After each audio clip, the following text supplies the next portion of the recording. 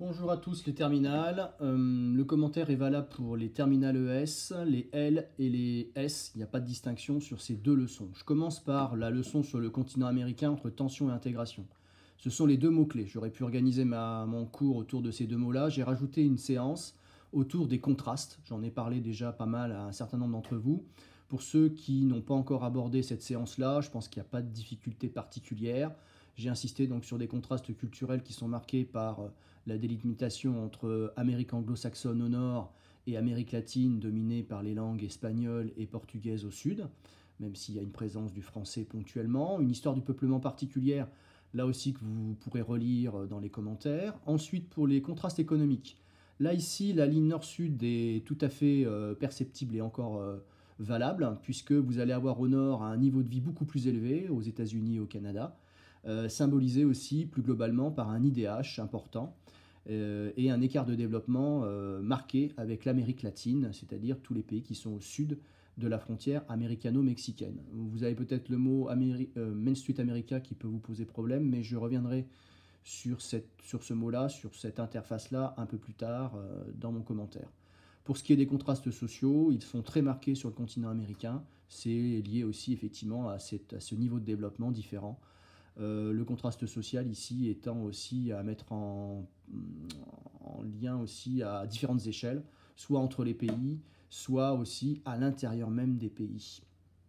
Dans la séance numéro 2, on insiste sur le mot tension, des tensions qui sont plutôt en voie d'apaisement. Le mot tension, c'est un mot moins fort que conflit, mais ces tensions, elles sont, alors c'est pas continent africain, c'est bien sûr continent américain qu'il faut comprendre ici.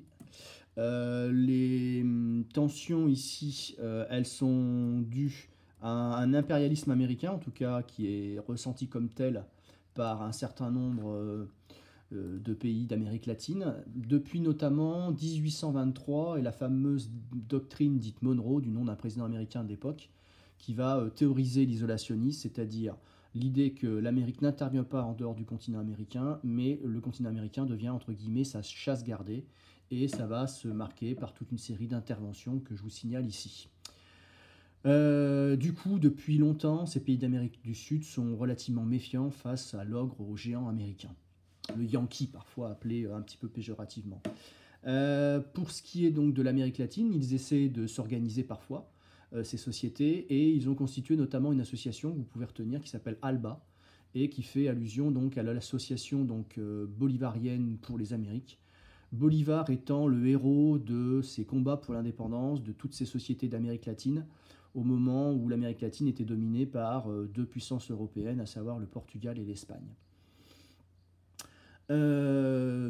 Ensuite, donc des conflits qui sont listés ici, je pense qu'ils ne posent pas de problème bien particulier, mais qui vont être un frein à l'intégration que nous verrons dans la séance numéro 3. Là, je pense qu'il n'y a pas de point particulier. Si nécessaire, vous m'enverrez des questions, je reviendrai là-dessus demain. Ensuite, il y a des tensions à d'autres échelles, donc à l'échelle nationale, mais aussi à l'échelle d'un pays, donc à l'intérieur d'un pays, à savoir des tensions intranationales. Et donc là, ici, ça va être les villes qui vont être les principaux lieux de tension. Là aussi, je pense qu'il n'y a pas de difficulté particulière dans ce que je vous explicite ici. Je vous donne des noms de villes où l'insécurité est particulièrement marquée, où les tensions sociales sont très fortes.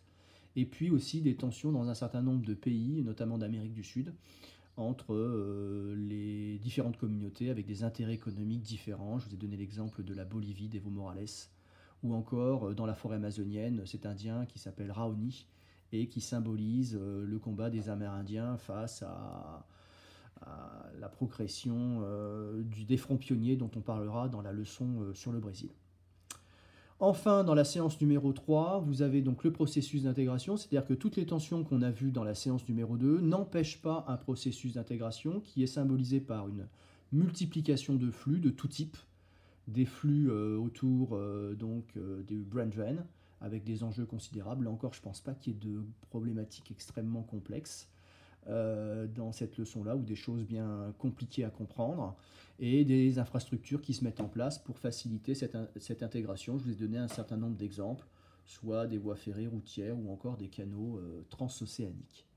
Enfin, et là c'est le point aussi important de cette séance numéro 3, depuis quelques années on assiste à la mise en place donc d'associations de libre-échange, un peu sur le modèle de l'Union européenne, mais ici davantage avec une dimension d'échange économique.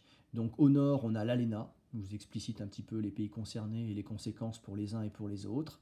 Et puis au sud, on a le Mercosur qui a été créé en 91 et qui a permis à un certain nombre de pays d'Amérique du Sud de multiplier leurs échanges entre eux, même si la particularité du Mercosur, c'est que ces pays-là continuent aussi pas mal d'échanger avec d'autres régions du monde. Et je termine cette leçon sur l'idée que pour le moment, on ne va pas assister à une intégration globale au niveau du continent, une sorte de vaste zone de libre-échange, parce que les tensions restent encore fortes, les méfiances restent encore fortes, l'hégémonie américaine inquiète, même en Amérique du Nord, et même si Bolsonaro est, disons, plus proche politiquement de Trump, tout ça pour le moment n'est pas envisageable, en tout cas à court terme. Dernier point sur cette vidéo-là, c'est à ce moment-là que vous intégrez aussi le petit schéma sur le continent américain que je vous ai distribué avant de partir.